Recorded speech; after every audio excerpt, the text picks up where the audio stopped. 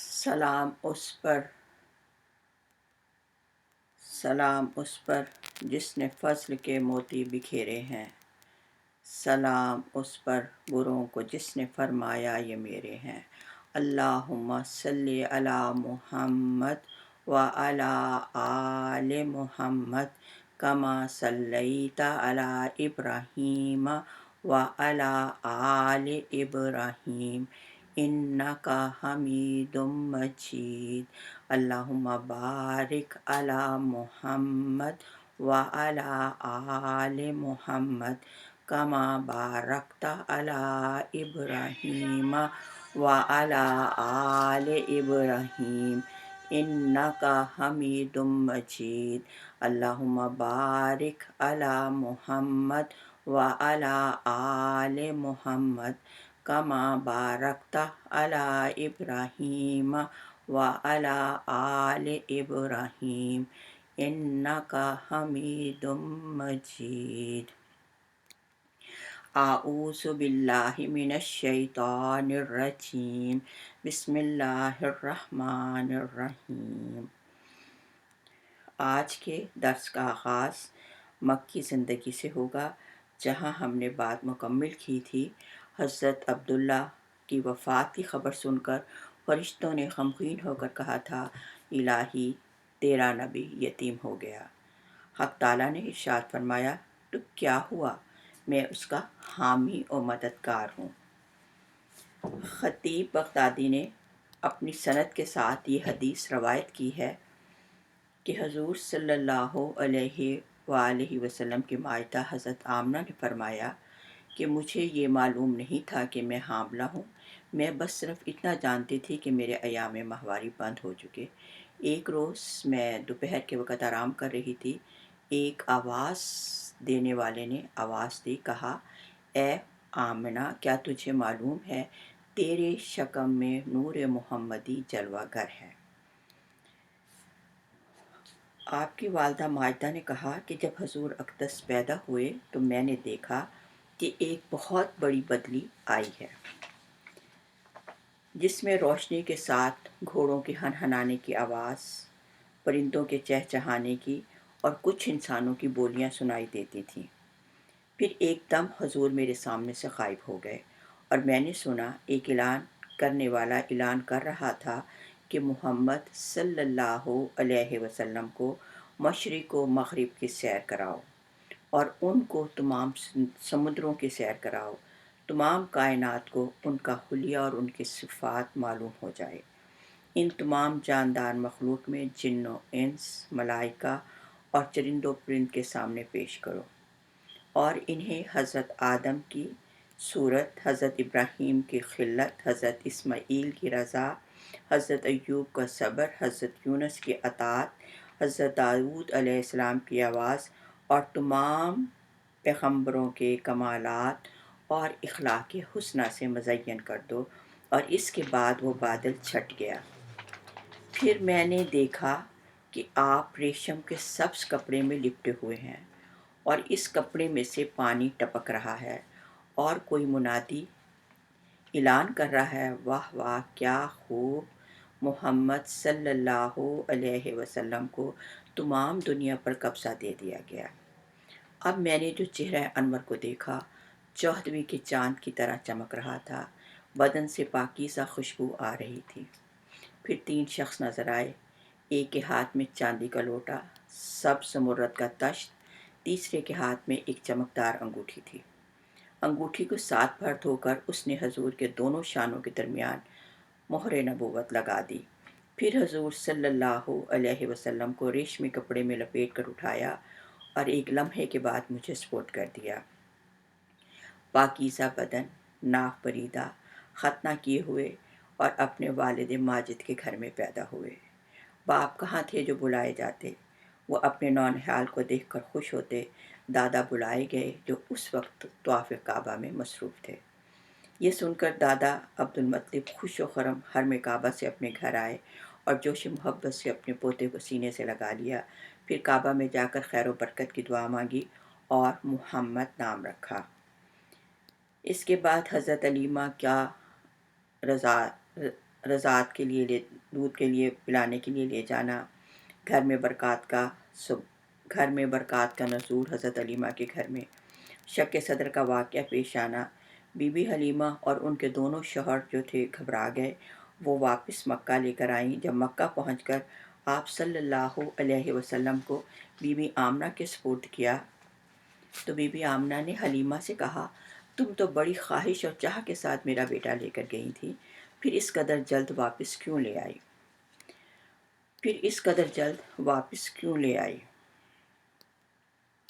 اس کے لیے لانے کی کیا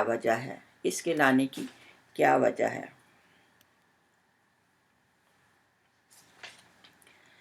جب حضرت حلیمہ نے شک میں چاک کرنے کا واقعہ سنایا اور آسیب کا شبہ ظاہر کیا تو حضرت آمنہ رضی اللہ تعالیٰ عنہ نے فرمایا، ہرگز نہیں، اللہ رب العزت کی قسم، میرے نور نظر پر ہرگز کبھی بھی کسی جن یا شیطان کا عمل دخل نہیں ہو سکتا۔ میرے بیٹے کی بڑی شان ہے۔ پھر ایام حمل اور وقت ولادت کی حیرت انگیز واقعات سنا کر حضرت حلیمہ کو مطمئن کر دیا۔ آپ صلی اللہ علیہ وسلم کو اپنی والدہ کے پاس چھوڑ کر گاؤں واپس چلی آئیں اور آپ صلی اللہ علیہ وسلم کی آغوش میں تربیت پانے لگے۔ جس سرزمین میں حضرت صلی اللہ علیہ وسلم پیدا ہوئے وہ علاقہ ریگستان، خشک اور گرم علاقہ ہے، نہ کوئی کھیت نہ درخت، چھوٹے چھوٹے گاؤں، لوگ اونٹ اور بکریاں پال کر گزارا کرنے والے تھے۔ اس ملک کے ایک قدیم شہر مکہ کے گھرانے میں آپ کی ذات مقدس پیدا ہوئی۔ پیدا ہوتے ہی یتیم، ابھی 7 سال کی عمر نہ تھی کہ والدہ وفات پا گئیں۔ نہ کوئی اسکول، نہ دارالعلوم۔ قرآن کریم نے عرب قوم کو امیین کہا ہے۔ آپ کو اللہ تعالیٰ نے ایسی فطرت عطا فرمائی تھی، نہ کبھی کوئی شعر اور قصیدہ لکھا، نہ کسی ایسی مجلس میں شریک ہوئے۔ اس ذات مقدس کے 40 سال اپنی برادری میں ایسے گزرے، نہ کسی کتاب کو ہاتھ لگایا، نہ قلم ہاتھ میں لیا، نہ کسی مکتب میں گئے۔ 40 سال کے بعد ان کی زبان پر وہ کلام آنے لگا جس کا نام قرآن ہے۔ قرآن اور اس کے احکام ساری دنیا کے لیے آئے، لیکن اس کے پہلے مخاطب عرب تھے، جن کو کوئی علم و ہنر آتا تھا یا نہیں آتا تھا، مگر فصاحت و بلاغت ان کا فطری ہنر اور پیدائشی وصف تھا۔ مکی زندگی کے 13 سال پہلی وحی حضرت خدیجہ رضی اللہ تعالیٰ عنہ کا حضرت صلی اللہ علیہ وسلم کو تسلی دینا کہ آپ اللہ کے حقوق العباد ادا کرتے ہیں۔ اللہ نے بشارت دی ہے، جو لوگ لوگوں کے حقوق ادا کرتے ہیں، لوگوں پر رحم کرتے ہیں، ان کی عزت و احترام کرتے ہیں، اللہ کا وعدہ ہے کہ دنیا اور آخرت کے سارے کام اللہ اپنے ذمے لے لیتا ہے۔ اور پھر سب سے پہلے جو ایمان لائی وہ تھی حضرت خدیجہ رضی اللہ تعالیٰ عنہا۔ عمر میں آپ سے بڑی تھی۔ مردوں میں حضرت ابو بکر عمر میں برابر تھے، غلام حضرت زید حیثیت میں مختلف تھے، حضرت علی 10 سال کے بچے تھے۔ یہ وہ عظیم ہستیاں تھیں 4 جو سب سے پہلے آپ پر ایمان لائیں۔ حضرت جبرائیل علیہ السلام نے وضو اور نماز سکھائی۔ 2 نمازیں صبح اور شام کی آپ پڑھا کرتے تھے۔ ایک بار آپ نماز پڑھ رہے تھے تو حضرت ابو طالب نے حضرت علی سے پوچھا، یہ کیا کر رہے ہو؟ کہا کہ ایک خدائے واحد کی عبادت کر رہے ہیں۔ حضرت ابو طالب نے کہا، گو میں اپنا آبائی دین تو نہیں چھوڑوں گا، لیکن جو تم کر رہے ہو وہ بہت اچھا ہے۔ حضرت محمد صلی اللہ علیہ وسلم کی خفیہ تبلیغ جو تھی دین کی، وہ جاری تھی، اور 3 سال میں 4 سے 133 مسلمان جو تھے وہ مسلمان ہو گئے۔ یہ وہ خوش نصیب ہستیاں تھیں جنہوں نے بہت بڑے بڑے کام کیے، اور جو بالکل ان کو اسلام لانے کی کوئی غرض نہ تھی، وہ اندر سے ان کا وہ خیر چاہتے تھے۔ اور خیر کی خوبی یہ ہے کہ وہ اس کی خوشبو پھیلتی ہے اور اس کی خوشبو لوگ جو ہیں وہ محسوس کرتے ہیں۔ اس کے بعد سیرت کے واقعات جو ہیں وہ قرآن کے ساتھ جڑے ہوئے ہیں۔ اس کے بعد پھر اللہ تعالیٰ نے سورۃ الحجر میں ارشاد فرمایا، फस्दे बिमा तोमर व आरिद अनिल मुशरिकीन, बस जो हुक्म तुमको अल्लाह दे तो लोगों को सुना दो। फिर सूरत अश-शुअरा में इरशाद किया, व अंज़र अशीरतकल अक़रबीन, अपने करीबी रिश्तेदारों को डराओ। फिर जो मोमिन मुसलमान तुम पर ईमान लाए उनके साथ इज़्ज़त और तवाज़ु और आजिज़ी के साथ पेश आओ, और जो तुम्हारी नाफरमानी करे तो कह दो जो कुछ तुम करते हो मैं इससे बरी ज़िम्मा हूँ। व तवक्कल अलल अज़ीज़िर रहीम अल्लज़ी यराक हीना तक़ूम व तक़ल्लुबका फ़िस साजिदीन, और अपने अल्लाह पर भरोसा रखो तुम जब तहज्जुद के लिए नमाज में उठते हो मेरे महबूब, मैं तुम्हें देखता हूँ, फिर क़याम से रुकू में सजदे जाने को भी देखता हूँ। इसके बाद सूरत साद का नज़ूल हुआ, जिसमें अबू तालिब ये सूरत उस ज़माने में नाजिल हुई जब हज़रत अबू तालिब बीमार हुए और कुरैश के सरदारों ने महसूस किया कि ये इनका आखिरी वक्त है, तो उन्होंने आपस में मशवरा किया कि चलो चलकर शेख से बात कर लेते हैं कि वो हमारा और हमारे भतीजे का झगड़ा जो है वो चुका दे, और ये ना हो कि आपके जाने के बाद लोग हमें ताना दें कि जब शेख जिंदा था तो ये लोग इसका लिहाज करते थे, और अब इसके मरने के बाद उसके भतीजे पर हाथ डाला है। इस राय पर सबको इत्तफाक हो गया, और 25 सरदारान कुरैश जो थे वो हज़रत अबू तालिब के पास आए और कहा कि आपका भतीजा हमें हमारे दीन पर छोड़ दे और हम इसको इसके दीन पर छोड़ देते हैं। वो हमारे माबूदों की मज़म्मत ना करे और ये कोशिश ना करता फिरे कि हम अपने माबूदों को छोड़ दें।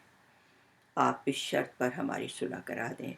हज़रत अबू तालिब ने हज़रत सल्लल्लाहु अलैहि वसल्लम को बुलाया और कहा कि ये तुम्हारी कौम के लोग हैं, इनकी ख्वाहिश है कि तुम मुनसिफाना बात पर इनसे इत्तफाक कर लो।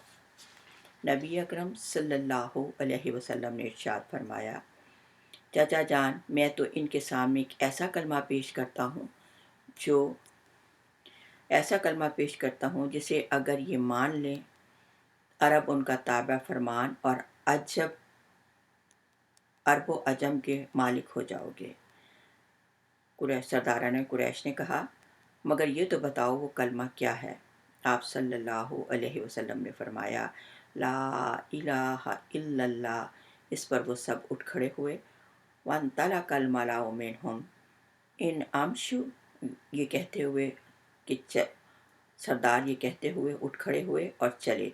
वस्बरू अला आलिहातिकुम, चलो जी अपने माबूदों पर जमे रहो। इन्ना हाज़ा लशैअन यराद, यकीनन इस बात में तो कोई खरस है। दरअसल ये दावत इस गर्ज के लिए दी जा रही है कि हम मोहम्मद सल्लल्लाहु अलैहि वसल्लम के ताबा हो जाएं और ये हम पर अपना हुक्म चलाएं। यकम रबीउल अव्वल को हज़रत सल्लल्लाहु अलैहि वसल्लम ने पीर के रोज़ मक्का से मदीना हिजरत की।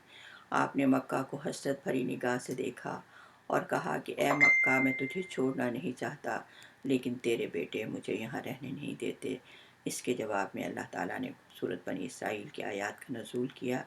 इंशाअल्लाह ज़िंदगी सांस चलती रही तो अगले दर्स में मक्की से मदीना की ज़िंदगी का ज़िक्र करेंगे। सुबहाना रब्बिका रब्बिल इज़्ज़ति अम्मा यसिफ़ून, सलामुन अलल मुरसलीन वल्हम्दुलिल्लाहि रब्बिल आलमीन।